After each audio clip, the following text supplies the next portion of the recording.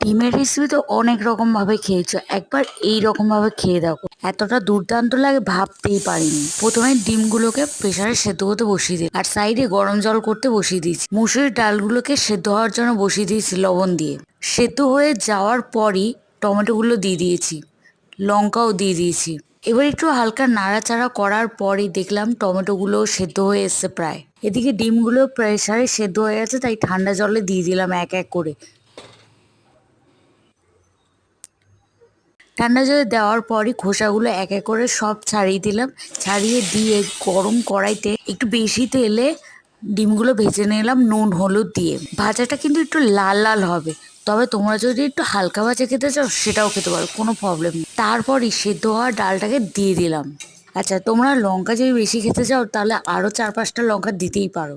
তারপরে ভালো করে নাড়িয়ে নিলাম, সামান্য একটু চিনি দিয়ে দিলাম। কি ভাবছো ভাতটা